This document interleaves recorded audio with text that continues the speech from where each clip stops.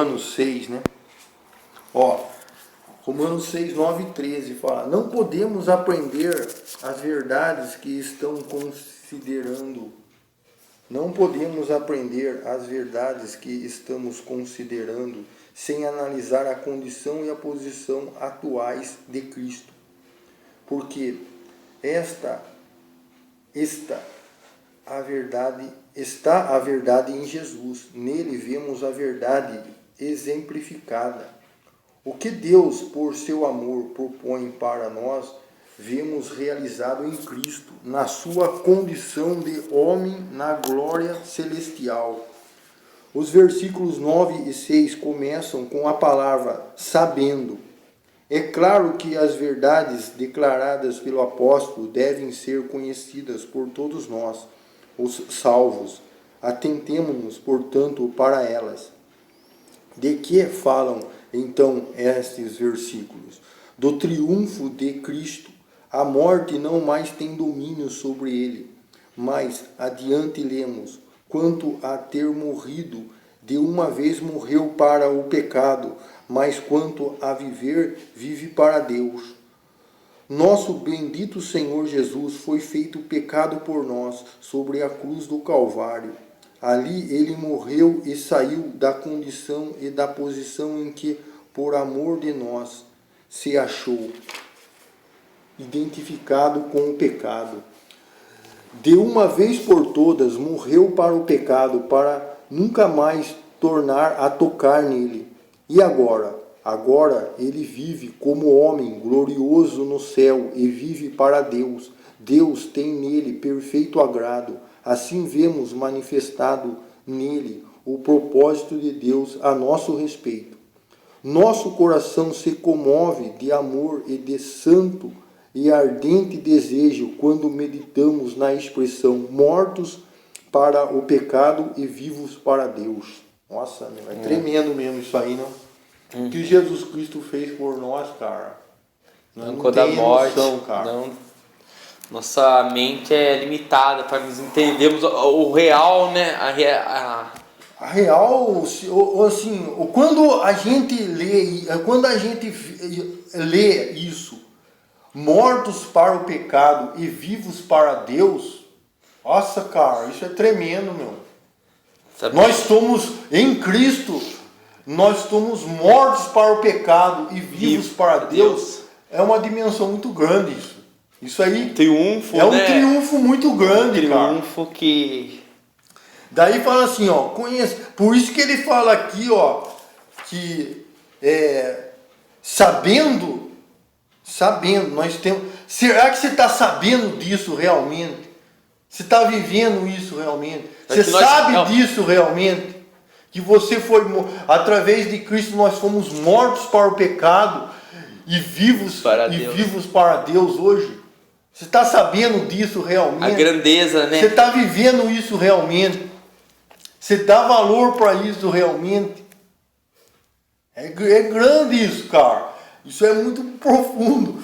Daí fala assim, para concretizar aqui, fala assim: conhecendo o amor de Deus, anelamos por corresponder à sua vontade, a nosso respeito. Queremos que ele se agrade de nossa vida aqui e desejamos sempre fazer aquilo que o agrada.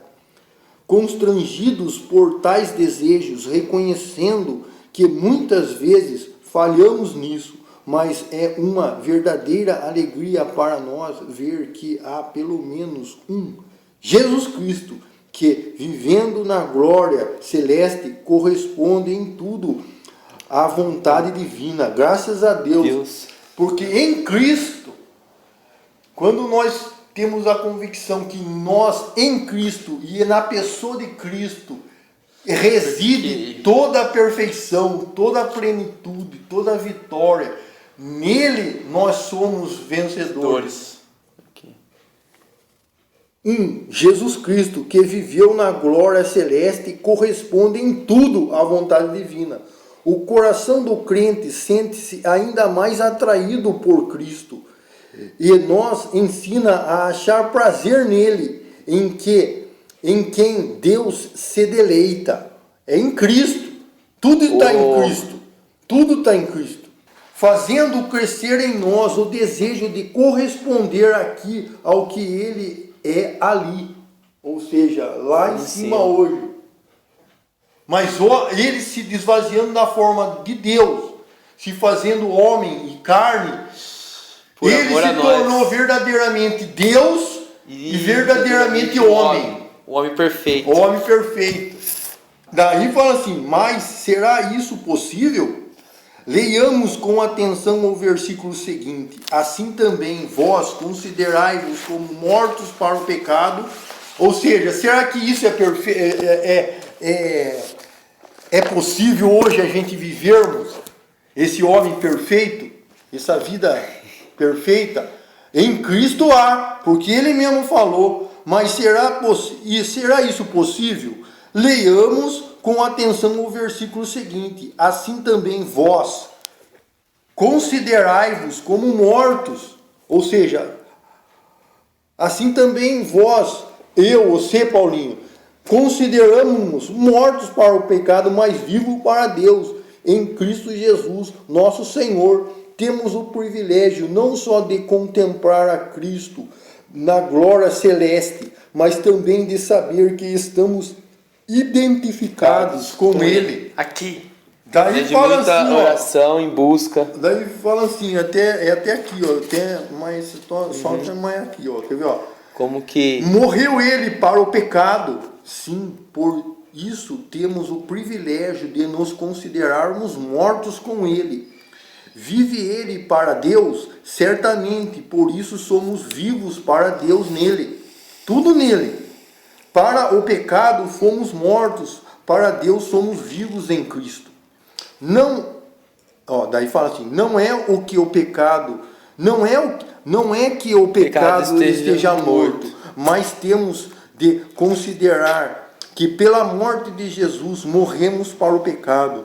Por isso, recusamos continuar a ser dominados por ele. Se quiser andar em nossa companhia, viremos-nos-lhe à costa. Afinal, já morremos para ele. Se o pecado quiser continuar nos dominar, nos tentar acompanhar a gente, se não ter companhia, a gente tem que dar costa para ele.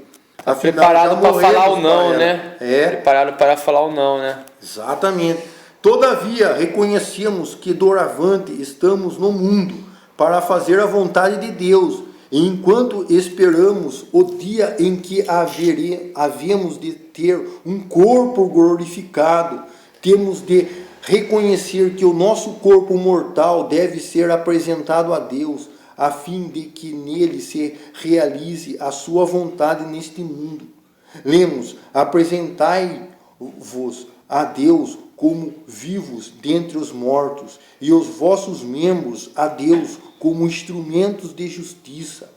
Bendito privilégio este, contudo, só na condição de libertos da condenação e do domínio do pecado, como vivos em Cristo, vivos dentre os mortos, é que podemos nos apresentar a Deus. E diante desse privilégio não deixemos de o experimentar para a nossa alegria e para a glória de Deus. Tá aí aqui, ó, para terminar o versículo, que é o versículo 6 de Romano, fala assim, o privilégio de não sermos mais dominados pelo pecado e nos assegurado pela graça divina, não é a lei, e sim o conhecimento da graça de Deus, que nos libertou e nos mantém livre.